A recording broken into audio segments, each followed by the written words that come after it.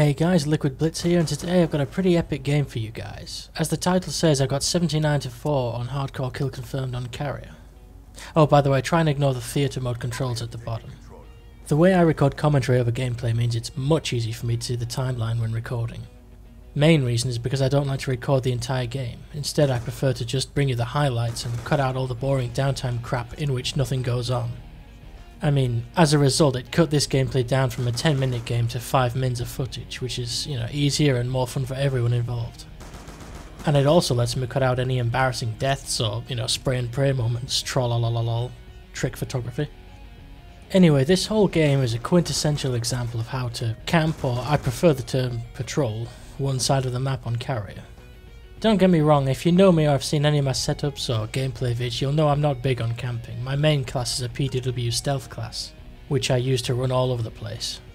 But every now and then you want to put your feet up and relax a bit more, so that's what this class is all about. Taking it easy. This class is about making a solid patrol weapon. It's a FAL with a target finder, stock to strafe while aiming, and select fire to make it fully automatic. Although in this game I keep toggling between because I couldn't really decide which mode I prefer, semi-automatic or fully automatic. Especially since they increased the recoil in fully automatic. I think in the end I took it off. Anyway, long story short, the FAL with target finder is a beast of a weapon for big outside maps like this. And on hardcore it's a one-shot kill, so your enemies might as well just keel over for you and save you the trouble of having to fire. The perks I'm using are Ghost, Hardline with perk 1 Greed, Awareness, because that's my favourite perk, and then a 10th point which I honestly can't remember. I think I put it in Cold Blooded, but if I had 2 extra points instead of 1, I would have gone with perk 3 Greed and equipped either Dead Silence or Dexterity. But that's the way of life, always 1 point short. So yeah, as you can see, I'm trying my best to stay at the very top end of the map since, it's 10 times better than the bottom end. Everybody loves the blast wall for looking over, and you can generally see much more of the map from here.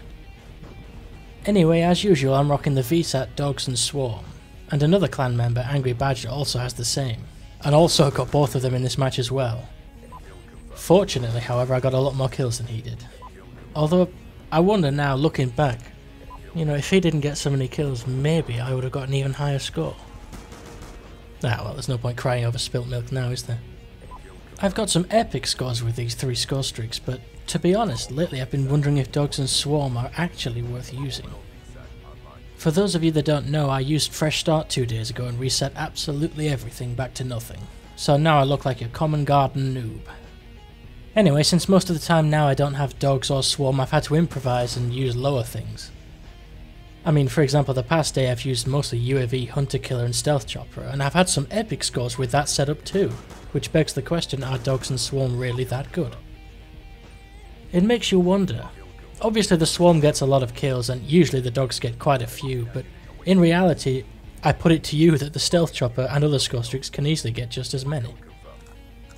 And because I've been using UAV and Hunter Killer, it means they give me extra points towards reaching the Stealth Chopper, and also that I get numerous Stealth Choppers in each game since my highest score streak is the Stealth Chopper and it just goes right back to UAV again. Seriously, in most of the games I've played, I really have got chain choppers. I'm talking 4, 5 or 6 per game, it's ludicrous. So yeah, anyway, like I said, I did a fresh start. Not really sure why, I just felt like it. I mean, my kill to death ratio was okay at 2.2. You don't usually see someone at max prestige with a ratio that high, I mean especially in public.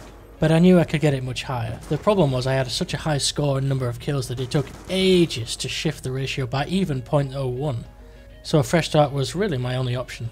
I had absolutely everything diamond, and I had all the good stuff like Nuclear Killer, Master of Humiliation, Master of Precision, you name it, I had it.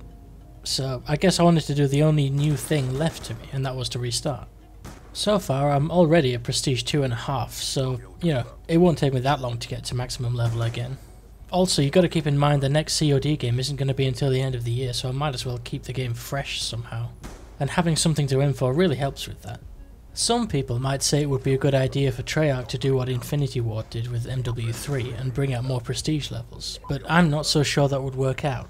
I mean, in MW3 prestige is 11 to 20, and especially their emblems seemed pointless and just empty.